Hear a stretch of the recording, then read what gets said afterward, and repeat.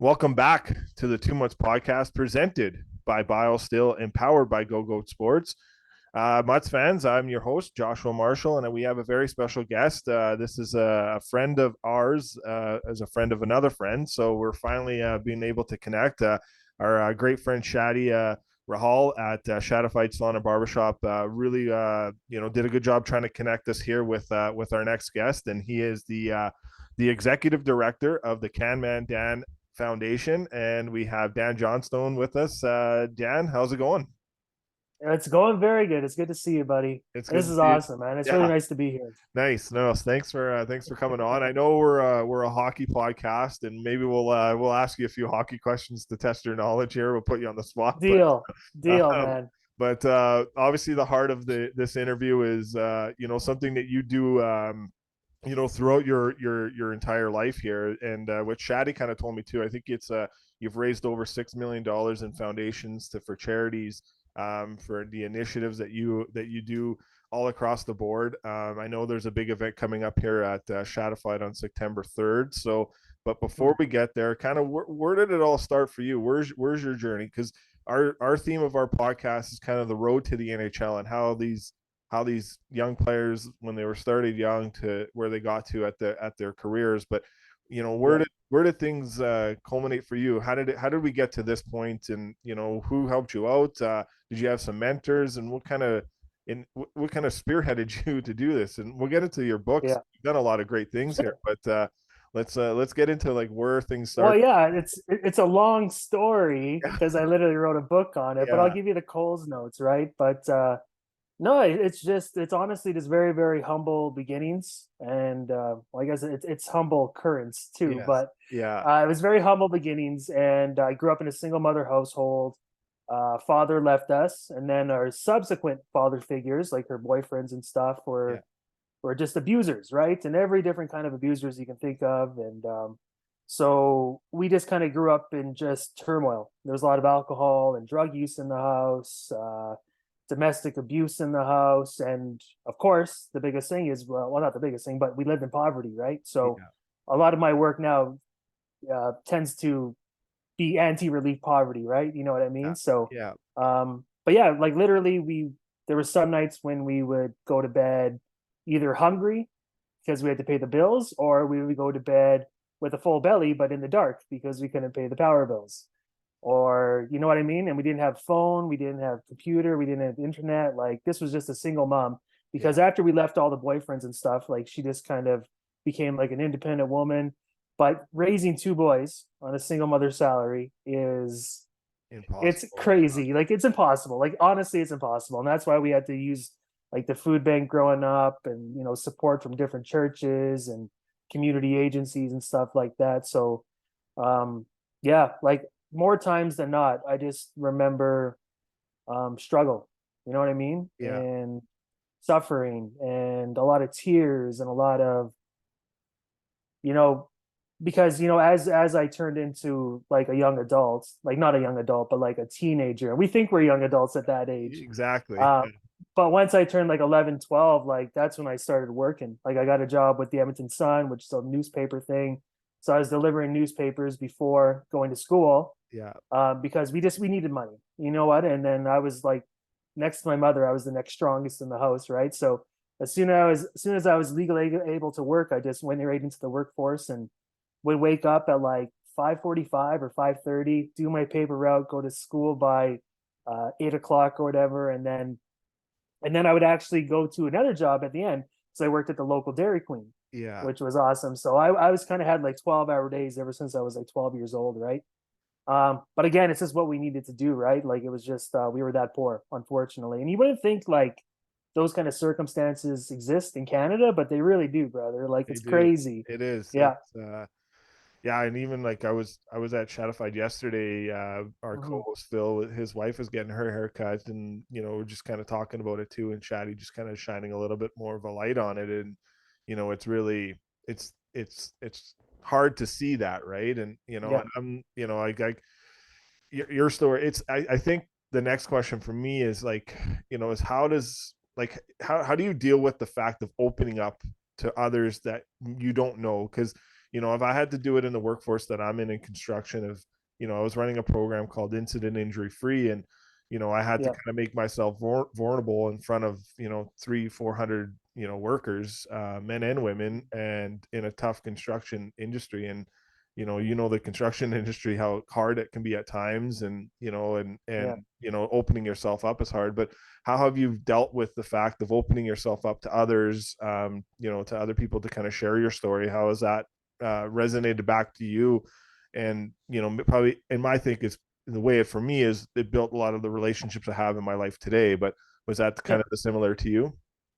No, yeah, like like to be vulnerable in front of people, like it's one of the, like it should be one of the easiest things to do, but it's often like one of the hardest things to do, right? Because Correct. we always got this ego and this pride and stuff. And so it actually ties in because after I graduated, um, I kind of just floated around the construction sites, kind of like you, Yeah. and kind of grew up in the blue collar environment. But then I think I was like 23 or 22 when I decided that I wanted to give back because I just knew, like, growing up poor, like you really don't understand that you're poor. You just kind of think it's normal, you know what I Yeah. mean? Yeah. And then it's once you start getting older and seeing your friends with like the cool things and cool gadgets, you're like, wow, I think I'm poor. You know what I mean? Yeah. So by the time I was like a young adult, I just realized how much the community had supported me, right?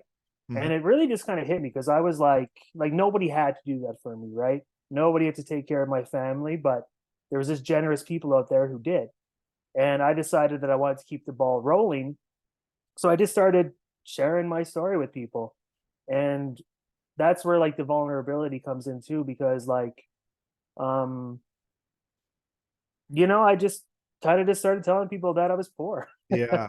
Which is not And easy to do, right? yeah, Yeah. and I just started telling people about just some of the domestic abuse that we went through and some of the situations, and not I think a part of it was people felt sorry for me, but people felt inspired to give by my story. You know what I mean? And that's when I kind of knew that I had to turn it into to something more. You know what I mean? That's kind Yeah. of like when Can Mandan was born, because I'm like, I have something here and it's inspiring people to give. So I'm like, I'll just be vulnerable on the news and vulnerable on the radio. And Yeah.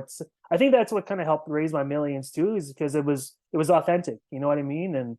It's real. And It's not like there's generosity through that, right? You can see it yeah, through the lens. And like, even because every event that you do with this and other events, yes, the CTV or Global News is coming out to do an interview with you, and it's a yeah, genuine. If that's the first time I saw it, and then and I've known Chatty for 25 years, and then I saw it and I was like, yeah, that's amazing. And I'm always out of town working when it happens, and this time where our podcast is going to be there. But I just think it's amazing what you do. And now, is there a mentor that kind of really you kind of go back to, and lean on, and advice and help, and kind of guided you in this direction to kind of branch out a that's little a great more? Yeah. question. Um, Because I because think throughout in a my way there's family too, right? But there's yeah, might be someone else. So sorry to interrupt there. no, like Yeah. I was always just kind of like kind of my own thing, you know what I mean? Yeah. Like, because I grew up with no father figures. I grew up with like, besides my mother, like there was no one I could really like relate to Mm-hmm. or learn from. So I was kind of just like a lost little floating island. And it's gonna sound weird, but I have a mentor now. But Yeah. for the first 10 years of my Can Mandan career, like I was just kind of just my own, I don't want to say ego, but it was my own drive that kept me going, right? Like I was almost like my own mentor. And then I had this famous, like, notorious burnout and all these mental health issues like a year and a half ago. And now, without getting too spiritual, like I do have like a new mentor, but it's more like it's like God. I became Yeah. very, aligned in my faith and spirituality, and I just take good lessons from like I think Jesus is a good guy, and just Yeah. stuff like that, right? So Yeah. I Yeah. know your listeners probably don't want to hear this, but No, no, I'm no. We have. I go to a church. My yeah, co-host, who can't be with me today, he goes to a church too. So, cool, unfortunately, if that's not for the people that are listening right now, we yeah, appreciate that you listen to this point, and I'm sorry, but yeah, we do we do bring it up. There are players in the NHL that are, religious, and there's one on the Yeah. Edmonton Oilers. The name's Derek Ryan, and my mentor Bob Stauffer, who would say, Derek Ryan's probably the last Latter-day Saint in the NHL, and Mm, it's and that's too, like, Bob's really close with Derek from back from their Alberta Golden Bear days to now leading to their journey coming to working for one playing in the NHL and one working for an NHL team and giving yeah. back. And that's who my mentor is. He's Cool. like, I wouldn't be doing these podcasts if it wasn't for him. It's a guy that I listened to for 20 some years, and I think Yeah. someone has to, like, I lost my dad when I was 14 years old, and Mm, there's he passed away from mental health. So like that's really tough to kind of deal with. yeah. But I think what you're doing in the community that you're in, and then you find to lean on God. And I started going to a church, and one of our co-hosts that jumps in and now and again, he's our pastor at our church. Yeah. Like, we call him the Rev on the podcast. So he's an interesting guy. He's a big Chicago Blackhawks fan, but so Yeah. we do bring it up. It is for most of our listeners, they know where that kind of lies to. But at the end of the day, Totally. I don't. Totally. We it's difficult in that aspect, because it's how do you bring that to other people. And even last night, I was just driving home from hockey, and I ran into a friend. I was going to a restaurant to grab something to eat, and he was coming out, and I was Mhm. going in, and we just connected, and the connection was all about faith. At the end of the day, he Yeah, started man. church, and he's been devoted in his church, and I know you are too. And it kind of ties to my next question. What spearheaded you to write a book, and then how has that feedback been since your book's been out, and where can people get your book? Sure. So originally this book was gonna it's called I Think God Is Real, by the way. Yeah, And it's also subtitled The Extraordinary Journey of Can Mandan. And originally when this book was started, like, honestly, like, it was not looking anything like this. It didn't have this title, didn't have the imagery, because at the time I was still an atheist, right? Like, yeah, and so I have to take a step back because um I think I was like 10 years or 11 years as Can Mandan. No, I must have been 10 years as Can Mandan at this point. And I just celebrated like $5 million raised for kids in need. We did all these amazing things for the community. Like, we changed lives, right?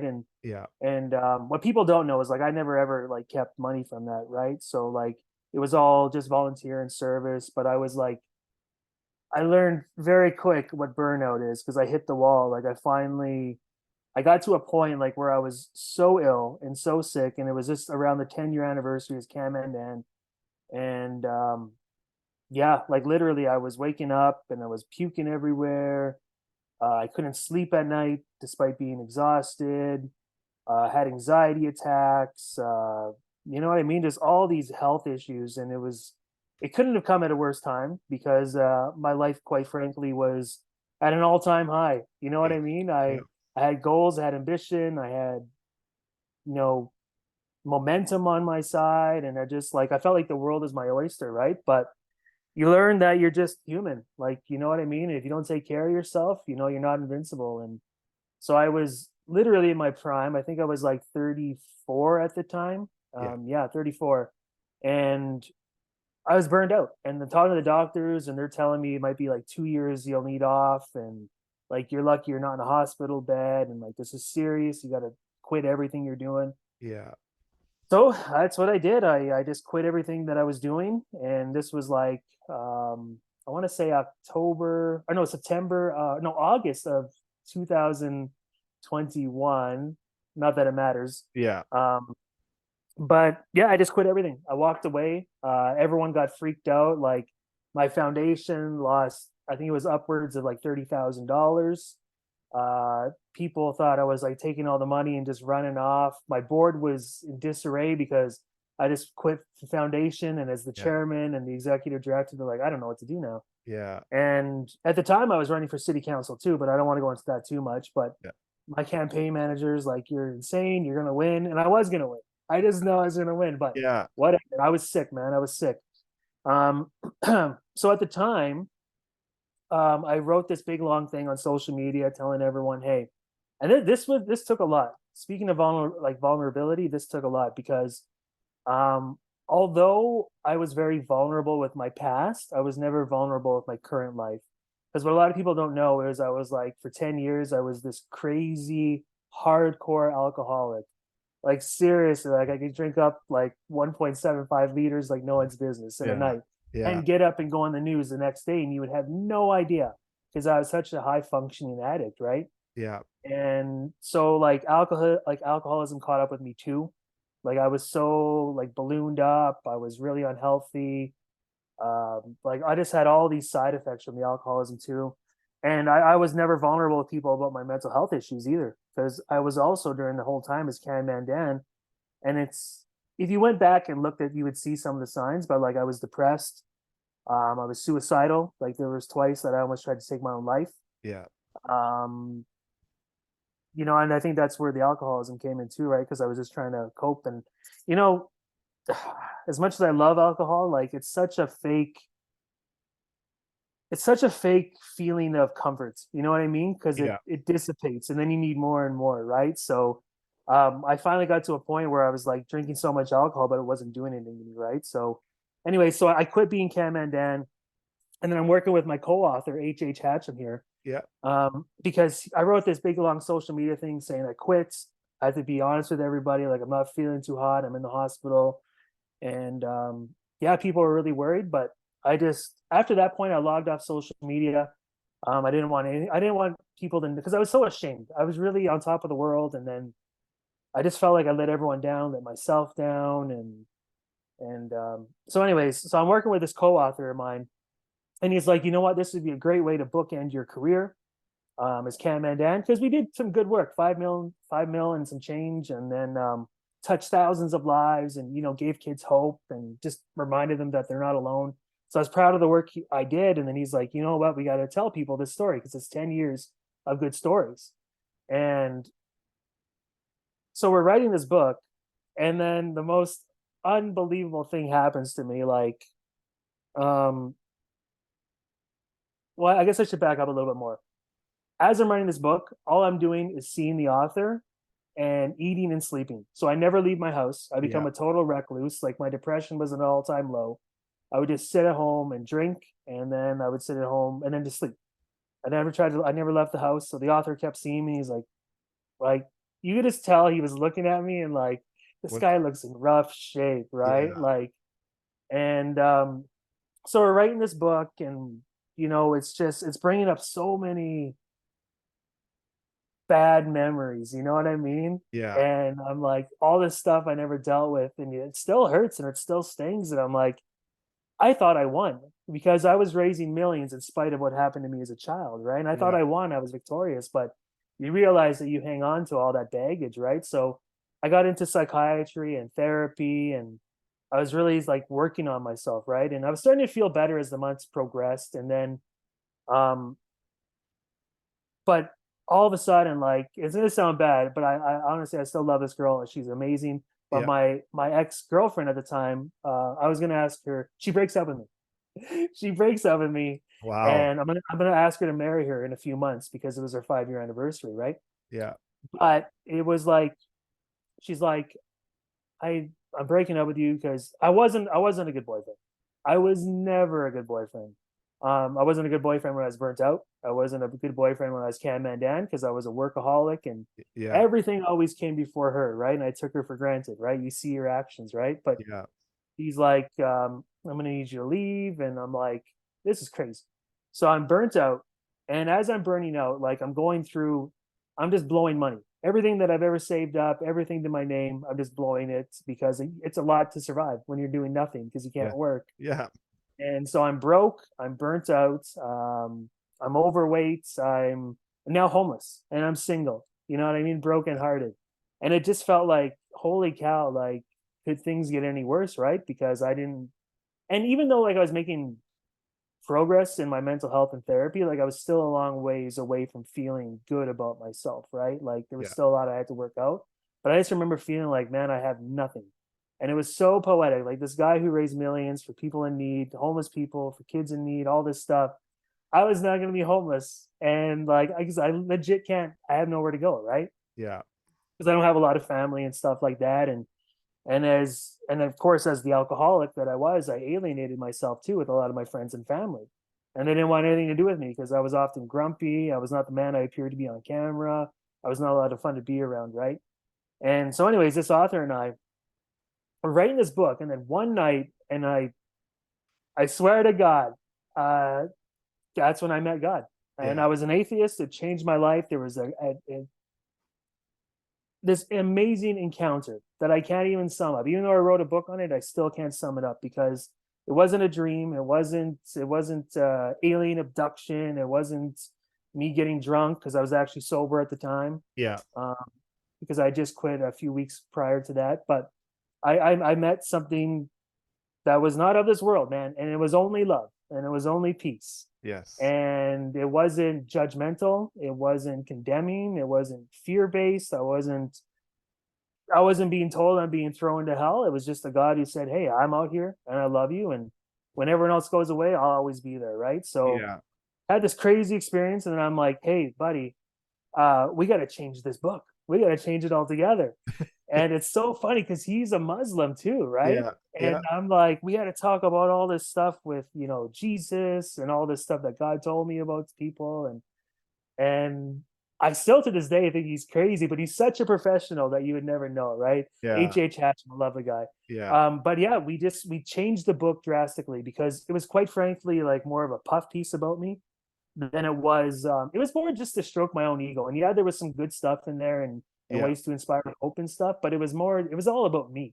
Well, yeah. And then after I met, God, and people can, you know, take that however they want, like I just had to make this all about God now because I didn't want to talk about me. I want to talk about God because I had to tell people that he's real. Yeah. Like, and he loves us. He doesn't hate us. He doesn't want to, No. watch us, burn and be destroyed. He wants to help us. And that was the most surprising thing, right? So I got really in tune with my faith, and like, man, I was on such a spiritual journey. Even as I was writing this book, it's in it. I went to like temples, synagogues, mosques, because Shadi is notoriously Yeah. a Muslim, and Yeah. he's invited me there to talk to some of the imams. I went to Buddhist monasteries, I went to churches, and I just knew, like, I had to know, what's God, where are you, and what religion do you work in, right? And then you just find out that God is we're all one. You know what I mean? We're all His kids. You know what I mean? And God doesn't see religion. Jesus never saw religion. It's just about love, right? Love and peace. Yeah. And that's why, like, I wouldn't call myself religious, but I would call myself I didn't want to call myself spiritual. I just want to call myself just loving.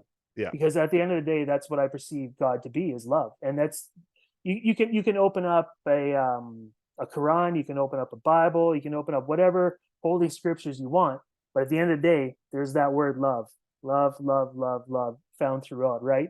And I Yeah. just think it's something that's so lost in society today that I just want to be known for love. You know what I mean? I don't want to be labeled, a Christian, even Yeah. though I am, and Yeah. I work at a chapel right now, but Yeah. I want to be known as love. Like, man, that guy really is just loving. I wonder what he's got, right? And I got God. Yeah. And then so yeah, we've released this book, and man, it's been crazy because I got a great opportunity to really write about my mental health issues, and because I know, like, I was so good at hiding it, and I just know there's so many men out there who are exactly the same because we Correct. feel like we have to hide it, right? Oh yeah. So Yeah. now I can spot it just by kind of looking in someone's eyes because you can kind of see the hurt. But I just wanted men to know, like, there's no shame in going to a psychiatrist, a therapist, a pastor, an imam, like whatever you want. Just go out and be honest with somebody. Tell them you're hurting. Tell them what happened to you, and so it's been nice to see that side of it. People Yeah. being inspired to take care of their mental health. People inspired to get off their addictions, to get off the alcohol. And not that I'm anti-alcohol, but it's just sometimes people don't know when to stop, right? Correct. And I was one of those people. And so it's just nice to see men come to me and say, I didn't know there was other people like me. Because men don't talk about it, right? No. We No. just talk about sports. We talk about, hockey. We talk about Food uh, and yeah, just all those exactly, things, brother. right? Exactly. Clothes and shoes and Yep, glasses and fashion and all that exactly. stuff, right? And And even the girls sometimes, even yeah, the girls. exactly. Yeah. And Yeah. and then from the other side too, it was nice to because my book, and I'm really thankful for both sides. It's gotten a lot of praise, but it's also got a lot of criticism too, right? Yeah. And I'm just thankful for both, because the worst thing you can do is like release a book out there and no one says anything about it, right? Correct. Yes. So Yeah. so for like the spiritual aspect, because it's called I Think God Is Real. So a lot of different religions buy it, and they don't always agree with what I have to say, right? Because I feel like God gave me some stuff to share with everybody, like words of encouragement, and how there's not as many walls as we think there is between societies, and how Yeah. we're all brothers and one and stuff. But um, I've just noted a lot of religious people who are like deep into religion, they got offended by some of the stuff I said in there, right? So, and it was so like crazy. Like I was being labeled like demon seed, and they called me false prophet and stuff. And here I am, like just drunk on love, because when you meet God, like I don't know what it is, but He just fills you up with love. And it lingered for about 6 months. So I had all these people call me false prophet, and I'm like, I love you too, brother. Yeah. You know what I Exactly. mean? Yeah. But I just felt so good because I know what I had was real, right? But so I got to help a lot of people, and I got the criticisms of people telling me that I'm out to lunch, or I never met God, I met a demon, and that I'm blasphemous, and and but yeah, it's just been a ride, Yeah. and it's there. It is. I think God Is Real. So if you want to pick it up, it's in Amazon, Amazon.ca, so you can buy it and they'll ship it to your house. Okay. And then if you go to any Indigo and chapters in the city of Edmonton, you'll be able to get it there, and Okay. Audrey's bookstore too. Perfect. We'll go on Amazon and put it in our show notes here for people to Hey, cool. click the link, and when they listen to this interview, they can just click and they can go and buy it. So we'll do that Yeah. for sure. And then even though it's called I Think God Is Real, like I would say 3/4 of the book is about um, mental health. It's Yeah. about poverty. It's about everything that we struggle with. So don't get turned off because you think it's just me Talk. promoting God, which Yeah. it is. That's at the very end. But for the rest, it's good stuff about not covering up your hurts, and not drinking yourself to death like I was, Yeah. and dealing with your childhood trauma, because we all got childhood trauma, man. And it's crazy how it shapes us as an adult, right? So get this book if it's not for the God thing, but just get it for the mental health thing, because I think there's some good stuff in there. Yeah. That's very, very true.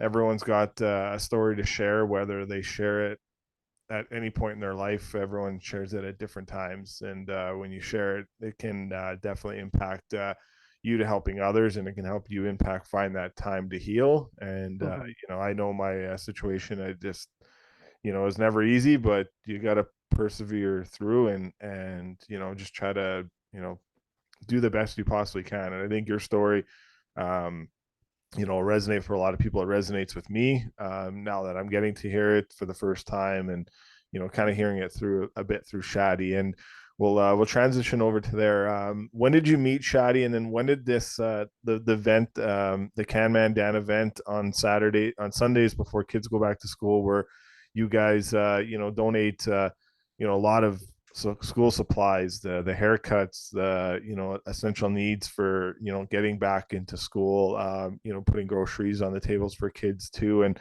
some of the sponsors that are involved in helping you guys out. How does that all kind of work out? And but I guess talk where your relationship started with Shadi, and the Sure. Yeah. event on Saturday Absolutely, and brother. Sunday. Yeah. Yeah. So actually, on a personal level, I've known Shadi kind of like you for I want to say 20 years, Yeah. and because I've known No's Great brother. family. Yeah. Yeah, they really are. You know what? Like, man, yeah, And they're amazing. I still think back. I know Shadi watches all these, and I don't want him to cry, but this might make him cry. If it does, Shadi, I'm sorry, but um, this is just my quick story here on them of and this has resonated down. And I've told this to Shadi in person too. I just remember when they were in the Londonderry Mall location, and anytime I go get my hair cut and get my frosted tips and all that stuff, and Yeah. the fades or whatever haircuts I was doing, it started with his dad, and his dad was just always nice and humble and greeted you and hugged you and cared for you. And then it that brought down to his kids and just the family and his mom and everyone. And you know what, that was so many years ago, and we sit here today, and that is still resonates through. And I'm gonna get Yeah. emotional because I love that family so much, and I know you do too. So I'll Yeah. toss the mic back to you. Sorry. But No, it's good, man, because like Shaddy doesn't get a lot of credit because like because he's been in the city for so long. Like you yeah, mentioned Shadified or Shaddy, everyone knows his name, right? Because correct. he's kind of a celeb here in the city, right? And And he hates the celebrity fame at times. I know, but he is, He but he's is, so cool. yeah, But his family is just so authentic. His family is so sweet. They've donated a lot of money to my charity. Expected nothing in return. Like, don't even promote us. They're just good people, right? And the thing I love them too is like, again, not to bring out the religion aspect, but you have me who's a Christian, and then you have him who's a Muslim. But we go to mosque every Friday together. We yeah, go to coffee, we chat because he's just again a loving guy. He's a yeah. nice guy, and that's what I love about him, right? Because he's authentic, and I think that's another reason why he's been so successful, and that's why everyone goes to him is because like he's not fake. There's You know no, what I mean? yeah, it's genuine from through and through, and it Yeah, resonates through his whole staff too, right? Of every yeah, location that they've ever had and have, and anyone yeah. that's worked in those doors and come through those doors, and it's the same with the staff members for sure too. Totally. Well, enough about Shaddy. This is about me. Come Yes, on. exactly, exactly. That's exactly what he's gonna say. He's gonna be texting me like, Yeah. "Stop talking about me." But so talk about So yes. the event, yeah, So yeah, it's called the We're Here for You Day, and it started because this is going to be the 11th year. So it started 11 years ago, and it was very very small scale. Like I think the first year we might have only helped 100 people, maybe 200 if we're lucky. We would just worked with a local hair salon. I don't think they're in operations anymore. And in the second year, we did the same thing, and it got a little bit bigger. I noticed there was like maybe a 50% increase, and I was like, yeah, okay. And because it was getting bigger, I needed more room and I needed more stylists. So I'm like, well, Shaddyfied, because Shaddy has a pretty big space and he has a lot yeah, of staff who work for him. So I'm like, I just go to their family. I talk to the brother Mo, and he's like, yeah, let's do it. Like, no questions asked. Cause yeah, I'm telling them, because I'm like, I want to make this even bigger than it was before. Right. And we had all this vision. It was cool. And then, so yeah, for the third year, that's when things really started picking up, right? Because they've been doing it for, I want to say, 8 or 9 years now. yeah. So That's what I they've been think. in for a long haul. And honestly, it kept getting bigger and bigger. More kids would come, more kids would come.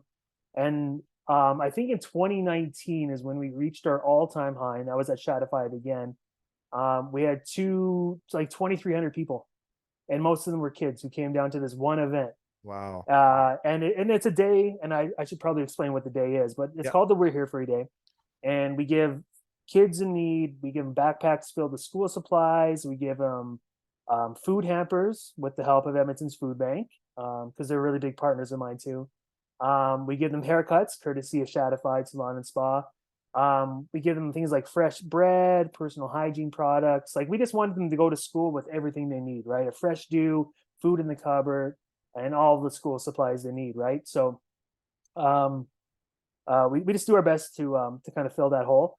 So in 2019, we had the 2,300 people show up, and that was like, wow, that's crazy. Like it was super sad to see the need, but it was so cool that we were able to provide for those people and help them out, right? Because then that's 2,300 kids that didn't have to go back feeling like empty-handed, they don't right? Yeah, belong. Yeah. yeah, And so yeah, now we're on year 11, and Shadified's still involved. Edmonton Food Bank's still involved, and the only thing that's really changed is I'm getting older. yeah, But yeah, yeah, yeah, like this year, like especially last year and this year especially, like things have really changed in just like the landscape of people who are able to donate, and companies who are able to donate, because everyone just seems really poor now. So yeah, yeah, so like even this year, like we're really really struggling, and the need this year is just unprecedented. We got people calling all the time, we got emails, Facebook messages, and I'm just telling them, hey, you got to get there early because we're gonna run out of stuff. Because especially this year, like we've already spent a lot of money on this, and we don't even have nearly enough, right? So yeah. we still need another 1,000 backpacks with school supplies in them, but everything's so expensive, and you tack on inflation too, and like literally a $7 backpack at Walmart now costs like 24.99 or something. Yeah, Like it's nuts it's how much inflation crazy. has skyrocketed. Yeah. So And if there are some people listening that want to donate, yeah, is there a way they can donate, and is there a link that we can share too that that can help out? Yes, yeah, you just go to canmandan.org. You can donate online and you'll get a tax receipt. It's nice and easy. Okay. And or you can just bring something down. You can come to Love Edmonton Chapel if you live in Edmonton. You can come to West Edmonton Mall at the famous Love Edmonton Chapel. You can bring school supplies or backpacks there, and we'll fill them up for you. And then if you can't donate this year, just remember that it happens next year, Okay. and it's always on the Labor Day weekend. So Yeah. Perfect.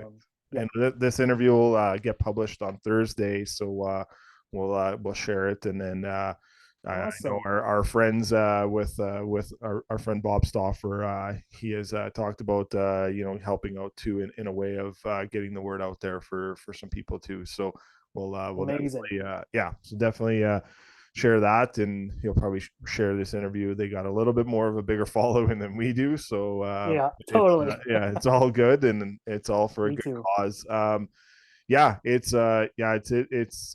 It's crazy what the cost of living is going on nowadays with Yeah. inflation, with everything, and then you have this in impacted too. And it's small things too, where there's people that donate where they don't want the cred. But is there some sponsors that you, or all the sponsors, do you want to talk about? Obviously you talked about Shatified, Oh but yeah, there's some other yeah, ones that you would like to kind of give a plug to? yeah. There's we got Edmonton's Food Bank, which has been huge. Yeah. I help them and they help me, and they're just such good people. Donate to them too. Okay. Shatified is a big one. No Bowl RV, which is a great local company. They throw a lot of money at this just to help some kids. Great hearts on those Yeah. people. Love Edmonton Chapel. I know I'm missing a lot of Yeah. people. There's probably The individual, PI, like there's yeah, smaller or individual people that, like, that probably help out yeah. too in this as well, right? There is, yeah, Yeah. yeah. Yeah. There's just so many people because it is like a communal effort, right? So I mean, we got individual sponsors, we got corporate sponsors, and it's just everyone in between. So Yeah. I guess just thank you to everyone who does donate because without you guys, this event wouldn't even be possible, right? Yeah. So Okay. teamwork makes the dream work. Yeah, exactly. Exactly. All right. We'll finish up with a hockey question here. Hmm. So, and then thanks for that. It's amazing. Anyone that wants to come, it'll be at the Shatified location on the north side. And that will be going from 10 a.m. to 5 p.m. Is that correct, Dan? Yes, yeah, Okay. September 3rd. Okay. And from what I heard yesterday, some of the lineups start around 3 to 4 in the morning. So That's crazy. It's it's true. yeah, It's yeah, true. get out there. And obviously the people that are out there super early to get their as we call in hockey, stick taps to you guys for getting out there early. But and then all the people that at the event too, that the volunteers, that's great too, that you have a great list of volunteers that help out this. But we'll get to the some hockey stuff here. Your thoughts on we're in Edmonton. How exciting it is Yeah, when the Oilers get to a playoffs, and it's exciting to just watch two of the greatest players right now in the game, in Leon Draisaitl and Connor McDavid. How many yeah. games do you get to, and do you get a chance to watch some games on TV live? Like, what's your thoughts on the hockey fans here in Edmonton? And I don't want people to come Yeah, to my I house and with pitchforks and stuff, yeah, but I become much more of a casual fan over the years. yeah. And at one point I was really into it, and I think this was way back in the day, like 2006. Remember when we had that The gray cup that run, yeah, yeah. cup That run? was Yeah, that was a big one. yeah, And man. this I year was a too. young man then. Yeah, Yeah, yeah, that yeah, was so cool. But ever since then, I've just become more of a casual fan. But you cannot deny um, the talent that is Connor McDavid. And I know that's just an easy go to, but honestly, that I almost called him a kid, but that man, that legendary man, yeah, he's I just can't wait to see what the next few years hold for him, honestly. And I think one of my biggest fears as a casual fan is eventually, hopefully, losing him one day. You know what I mean? Not hopefully, but yeah, yeah. um, It's always because a I fear, don't know what. right? Yeah, yeah, Yeah, because I yeah, mean, I don't know. Gretzky left us one year in what was that, 88, I think. yeah, yeah, Yeah. yeah, And so I know, like, because he's got so much talent, and I just don't want him to take his talent somewhere else, right? Because not that I'm a Oilers basher, but man, it's been a while since we held the big title, right? yeah. It And would I be know nice. It's been 30 years since a Canadian team won a cup, and yeah, man, anyone, like, I'm a Leaf fan, but if anyone has the chance to win right now, it would be the Oilers, who have yeah, the clear cut favorites to get there, right? I know Toronto's up yeah, there too, but the Oilers have they're one of 5 teams that have played in 5 series over the last 5 years, and Hmm. at a lot of playoff games here over the years, and so it's just getting to that next hurdle. And they did get to a conference final, and then the following Yeah. year they lost in the second round to Vegas, but that pretty much was a conference final in a way. Like whoever was winning Yeah. that series was obviously winning the Stanley Cup, and that was bold to be true because Vegas went on to win, but the Oilers were right there too. So it's a little bit of tweaks, but yeah, it's a passionate fan base. You never want to lose the best player in the world. You lost Yeah, I know. you lost Wayne once, so you don't want to lose another one, right? So it's Yeah, a tough one for and sure. because every player wants to hold the not the Grey Cup. I would say Grey the Stanley Cup. Yeah, yeah, Every great player wants to hold it and say they've won it before, right? And money does talk, right? So I yeah, mean, eventually is Connor going to take his talents elsewhere? I don't yeah, know. I hope not. yeah, But he's done a tremendous job. I think he's really kind of one thing I really like about him is how he's really I feel like he's become more and more of a captain as the years have progressed. Like yeah, at the beginning, you could see like I don't know how much like command he took and how much he wanted to lead, but he's been doing a great job these last couple seasons. And it's because he's maturing, right, and yeah, only getting better and yeah. better. Just got Like got engaged this summer, right? So it's another sign of leadership and growing too. So obviously him and his girlfriend finally yeah, ask the questions. This is another thing that adds to that leadership abilities for sure. So, well, Dan, thank you for your time. This was awesome. Really appreciate you taking the time to join us here on the 2 Months you're podcast, welcome, and brother. and we'll be there. Anything that we can do to help out and getting the word out, we're happy to do, and continued success in everything you do, and giving back and putting smile on kids' faces and families' faces. There's not a lot of people in this world that can do that at times, and I think more of that is needed. And hopefully, Hmm. hopefully there's some people out there that that are going through a tough time that maybe they listen to this and they know where to find some help now, and maybe that something that kind of resonated to them. Your story on reaching out for help is important because there's the resources there. And do you want to plug what social media channels you have for people if they want to follow you, message you, all that stuff? Where can they Oh, go? sure. Yeah, yeah, I'm not on social media a lot, just so you guys know, but it's like on Facebook, it's at Canman Dan, at okay, Twitter, I think it's at the Johnstone or at the Dan Johnstone, okay, and Instagram I don't ever log on, so don't check that one. okay, But I okay, just want to remind everyone yeah, that you are loved, okay. and if you're going through something, get some help. Talk to somebody. You'll be glad you did, and just take care of yourselves. I know it's easy to get caught up in work, but just remember you're always loved, and don't kill yourself by drinking yourself to death or working yourself to death. Take it easy and be good to yourself. That's all I want to say. Amen. Thank you.